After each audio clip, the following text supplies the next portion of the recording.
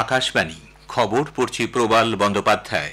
অষ্টাদশ লোকসভার নবনির্বাচিত সদস্যদের শপথ গ্রহণ পর্ব আজ অধিবেশনের দ্বিতীয় দিনেও চলবে। দেশ চালানোর জন্য ঐক্যমত্য সবচেয়ে গুরুত্বপূর্ণ বলে প্রধানমন্ত্রী মন্তব্য করেছেন। ভারত আজ নতুন দিল্লিতে 64তম আন্তর্জাতিক চিনি সংস্থা আইএসও কাউন্সিলের আয়োজন করেছে। কেন্দ্রীয় স্বাস্থ্য ও পরিবার কল্যাণ মন্ত্রী জগৎ প্রকাশ নাড্ডা উদারময় রোগ প্রতিকারে এক জাতীয় অভিযানের সূচনা করেছেন। অস্ট্রেলিয়াকে 24 রানে হারিয়ে ভারত টি-20 ক্রিকেট বিশ্বকাপের সেমিফাইনালে পৌঁছেছে। আসছে বিস্তারিত খবরে।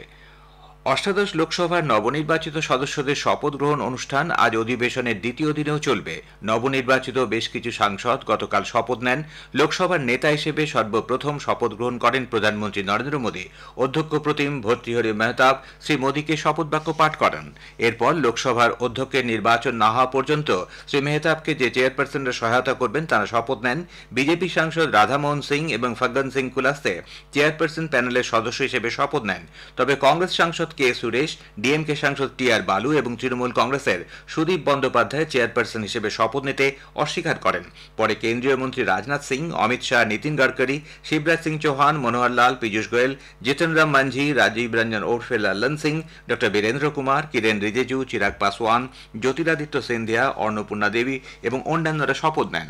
কেন্দ্রীয় মন্ত্রী সুকান্ত মজুমদার বাংলায়, এইচ.ডি. কুমারস্বামী ও প্রহ্লাদ যোশী কন্নড় এবং জুয়েল রাও, ধর্মেন্দ্র প্রধান ওড়িয়া ভাষায় শপথ গ্রহণ করেন। কেন্দ্রীয় মন্ত্রী সর্বানন্দ সোনোয়াল অহমিয়া, কে রামমোহন নাইডু ও জি কিষেন রেড্ডি তেলেগু, সি.আর. পাতিল গুজরাটি, প্রতাপ রাও যাদব মারাঠি, ড জিতেন্দ্র সিং ডোগরি এবং দুর্গা দাস উইকে সংস্কৃত ভাষায় শপথ নেন। কেন্দ্রীয় মন্ত্রীদের শপথ গ্রহণের পর অন্য সাংসদরা রাজ্য ও কেন্দ্রশাসিত অঞ্চলের নামের অক্ষরের অগ্রাধিকারের ভিত্তিতে শপথ নিয়েছেন। তবে অমিত শাহ যখন শপথ নেন বিরোধীরা সংবিধানের কপি তুলে ধরেন এবং ধর্মেন্দ্র প্রধান যখন শপথ নেন বিরোধীরা নিট নিট বলে স্লোগান দেন।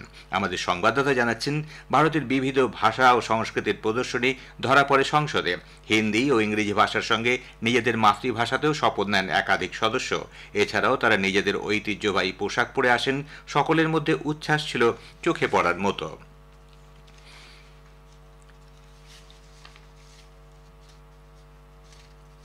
প্রধানমন্ত্রী নরেন্দ্র মোদী বলেছেন, সরকার চালানোর জন্য সংখ্যাগরিষ্ঠতার প্রয়োজন, কিন্তু দেশ চালানোর ক্ষেত্রে সবচেয়ে গুরুত্বপূর্ণ হল ঐকমত্য। অষ্টাদশ লোকসভার অধিবেশন সূচনার প্রাক্কালে সংসদের বাইরে শ্রী মোদী সাংবাদিকদের বলেন, তৃতীয়বার তার সরকারকে দেশের সেবা করার সুযোগ দেওয়ার জন্য জনসাধারণের কাছে তিনি কৃতজ্ঞ। বিকশিত ভারত গড়ে তোলার লক্ষ্যে তার সরকার প্রত্যেককে নিয়ে কাজ করবে। তার সরকার চায় প্রত্যেককে একসঙ্গে নিয়ে এবং সংবিধানের পবিত্রতা বজায় রেখে দেশের উন্নয়নের গতি ত্বরান্বিত করতে। গণতন্ত্রের সম্মান বজায় রেখে বিরোধীরা সুষ্ঠুভাবে সরকার চালাতে উপযুক্ত পদক্ষেপ নেবেন। মানুষ স্লোগান নয়, কাজ চান বলে শ্রী মোদী উল্লেখ করেন। এদিকে সংসদের অধিবেশনের প্রথম দিনই বিরোধী আইএনডিআই এর সাংসদরা সংবিধানের প্রতিলিপি হাতে সংসদে পৌঁছন। কংগ্রেস, তৃণমূল কংগ্রেস, ডিএমকে, বাম সহ অন্যান্যরা সংসদ ভবন চত্বরে জমা হন। উপস্থিত ছিলেন কংগ্রেস নেতা রাহুল গান্ধী, সোনিয়া গান্ধী, মল্লিকার্জুন খার্গে, ডিএমকে নেতা টি.আর. বালু, তৃণমূল কংগ্রেসের সুদীপ বন্দ্যোপাধ্যায়, সৌগত রায়, কল্যাণ ব্যানার্জি প্রমুখ। কংগ্রেস সাংসদ রাহুল গান্ধী অভিযোগ করেন, প্রধানমন্ত্রী নরেন্দ্র মোদী এবং অমিত শাহ সংবিধানের উপর আক্রমণ চালাচ্ছেন, তা কখনোই গ্রহণযোগ্য নয়। কোনো শক্তি ভারতের সংবিধানকে স্পর্শ করতে পারবে না বলে মন্তব্য করেন তিনি। কেরালার ওয়েনার আসনে জয়ী রাহুল গান্ধীর ইস্তফাপত্র গতকাল সংসদে গৃহীত হয়। ওই আসনে উপনির্বাচনে প্রার্থী করা হয়েছে প্রিয়াঙ্কা গান্ধীকে। লোকসভা নির্বাচনে উত্তরপ্রদেশের রায়বেরেলি আসনেও জয়ী হন রাহুল।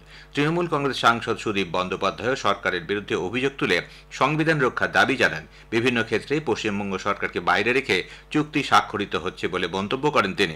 এদিকে নিয়ম ভেঙে ভর্তৃহরি মেহতাবকে প্রোটেম স্পিকার করা হয়েছে বলে বিরোধীদের অভিযোগ প্রসঙ্গে সংসদ বিষয়ক মন্ত্রী কিরেন রিজিজু বলেন, নবনির্বাচিত সদস্যদের শপথ বাক্য পাঠ এবং নতুন অধ্যক্ষ নির্বাচনে সহায়তার জন্য শ্রী মেহতাবকে অধ্যক্ষ প্রতিম নির্বাচন করা হয়েছে। কেন্দ্রীয় মন্ত্রী জগৎ প্রকাশ নাড্ডা রাজ্যসভার নেতা নির্বাচিত হয়েছেন। তিনি পীযূষ গোয়েলের স্থলাভিষিক্ত হলেন। শ্রী গোয়েল উত্তর মুম্বাই থেকে লোকসভায় নির্বাচিত হয়েছেন। নাড্ডাকে বিজেপি এবছর ফেব্রুয়ারিতে গুজরাট থেকে রাজ্যসভায় নির্বাচিত করে। খাদ্য নিরাপত্তা সুনিশ্চিত করা এবং মজুতদারি ও কালোবাজারি বন্ধে কেন্দ্র গমের মজুতের উপর নিয়ন্ত্রণ আরোপ করেছে। সমস্ত রাজ্য ও কেন্দ্রশাসিত অঞ্চলে ব্যবসায়ী, পাইকারি ও খুচরো বিক্রেতা, বিগ চেন রিটেইলার এবং প্রক্রিয়াকরণ সম্পর্কিতদের ক্ষেত্রে তা বলবৎ হবে।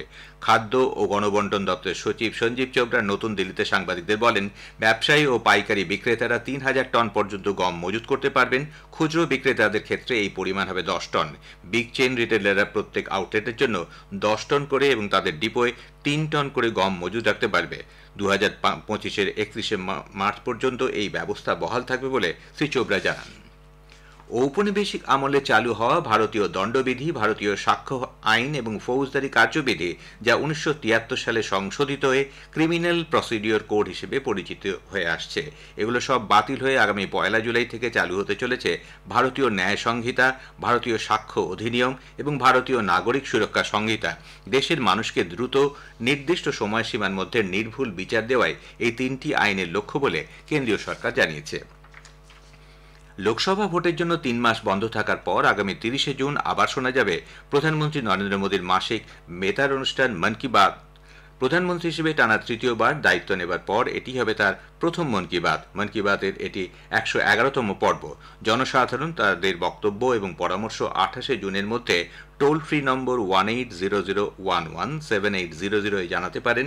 নরেন্দ্র মোদী অ্যাপ অথবা মাই গভ ওপেন ফোরামেও তা জানানো যেতে পারে। খবর শুনছেন আকাশবাণী থেকে। ভারত আজ নতুন দিল্লিতে 64তম আন্তর্জাতিক চিনি সংস্থা আইএসও কাউন্সিলের বৈঠকের আয়োজন করছে। চিনি ও জৈব জ্বালানি ক্ষেত্রে গুরুত্বপূর্ণ বিষয়গুলি নিয়ে আলোচনার জন্য 30টিরও বেশি দেশের প্রতিনিধি এবং বিভিন্ন আন্তর্জাতিক সংস্থার প্রতিনিধিরা 3 দিনব্যাপী এই বৈঠকে অংশ নেবেন। জৈব জ্বালানি উৎপাদনে ভারতের সর্বাধুনিক প্রযুক্তির ব্যবহারের বিষয়টি অবগত করার জন্য উত্তরপ্রদেশের মুজফ্ফরনগরে তৈরি কেন্দ্রটি ওই প্রতিনিধি দলকে ঘুরিয়ে দেখানো হবে। আজ ভারত মণ্ডপমে sugar and biofuels emerging vistas শীর্ষক একটি কর্মশালারও আয়োজন করা হচ্ছে। কেন্দ্রীয় স্বাস্থ্য ও পরিবার কল্যাণমন্ত্রী জগৎ প্রকাশ নাড্ডা গতকাল নতুন দিল্লিতে জাতীয় স্তরে 2024 সালে উদরময় রোগ বন্ধ করার এক জাতীয় অভিযানের সূচনা করেন। সমবেত অংশগ্রহণকারী শিশুদের ওআরএস ও জিঙ্ক ট্যাবলেট তুলে দেওয়া হয়। 2 মাস ব্যাপী এই অভিযান 1 জুলাই থেকে শুরু হয়ে চলবে 30শে আগস্ট পর্যন্ত। এই অভিযানের লক্ষ্য হল মূলত শিশুদের মধ্যে এই রোগের প্রকোপ কমানো। এই উপলক্ষে কেন্দ্রীয় স্বাস্থ্যমন্ত্রী জগৎ প্রকাশ নাড্ডা বলেন, কেন্দ্রীয় সরকার উদরময়ের কারণে শিশু মৃত্যুর হার কমাতে বিশেষ উদ্যোগ গ্রহণ করেছে।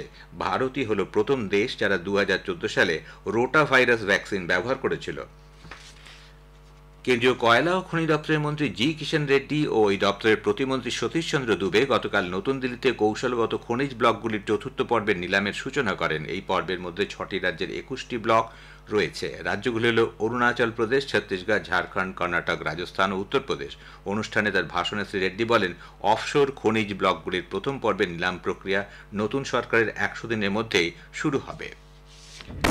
মণিপুর সরকার ভুয়ো ও অসমর্থিত খবর ও মেসেজ ছড়ানোর বিরুদ্ধে কড়া ব্যবস্থা নেওয়ার হুঁশিয়ারি দিয়েছে। মণিপুর রাজ্য স্বরাষ্ট্র দপ্তরের আধিকারিক রেনা উদ্দিন চৌধুরী এক বিবৃতিতে জানিয়েছেন, এই ধরনের খবর ছড়ানো হলে তা কড়া হাতে মোকাবিলা করা হবে এবং আইন অনুযায়ী তাদের বিরুদ্ধে যথাযথ ব্যবস্থা গ্রহণ করা হবে।